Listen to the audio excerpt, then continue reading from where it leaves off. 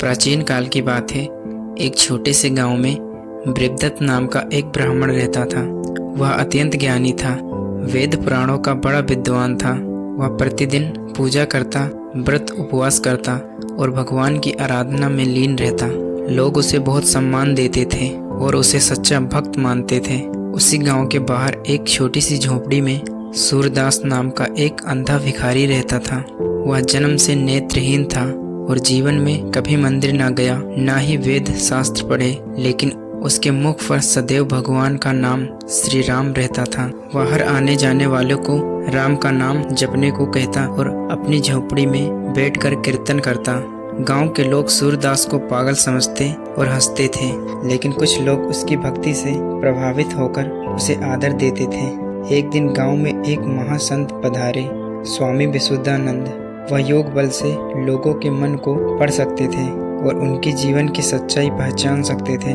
गांव के मुख्य लोगों ने उन्हें आमंत्रित किया और कहा, स्वामी जी कृपया हमारे गांव के सबसे बड़े भक्त को बताइए, हम उन्हें सम्मानित करना चाहते हैं। स्वामी जी मुस्कुराए और बोले, ठीक है, मैं कल सुबह इसका उत्तर दूंगा, लेकिन एक परीक्षा के माध्यम से। अगली सुबह स्वामी जी ने बृहदत्त और सूरदास दोनों को बुलाया। उन्होंने दोनों को एक एक पात्र मिट्टी का घड़ा दिया और कहा, इस पात्र को अपने सिर पर रखकर पूरे गांव में घूमो।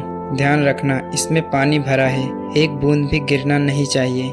साथ ही घूमते समय भगवान का नाम लेते रहना।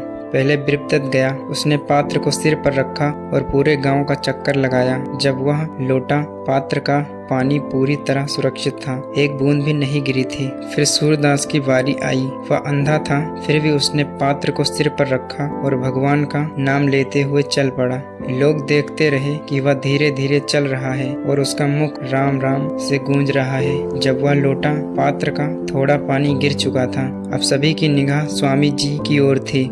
सभी को लगा कि बृहदत्त ही सच्चा भक्त घोषित होगा, क्योंकि उसका पात्र भी पूरा भरा था और वह ज्ञानी भी था। लेकिन स्वामी जी ने मुस्कुराते हुए कहा, इस गांव का सच्चा भक्त सूरदास है। यह सुनकर सब चौंक गए। गांव के लोग बोले, स्वामी जी ऐसा कैसे? सूरदास तो अंधा है, पढ़ा लिखा भी नहीं, उसने पात्र से पानी भी गिरा दिया, जबकि बृहदत्त ने पानी की एक बूंद नहीं गिरने दी। स्वामी जी ने शांत स्वभाव में उत्तर दिया, जब बृहदत्त पात्र लेकर चला, उसका ध्यान केवल इस बात पर था कि पानी न गिरे। उसने एक बार भी भगवान का नाम नहीं लिया। लेकिन जब सूरदास चला, वह अंधा था, फिर भी उसे केवल भगवान का सहारा था। वह हर कदम पर राम जपता रहा। पात्र से थोड़ा पानी गिरा, लेकिन उसकी भक्ति नहीं डगमगाई।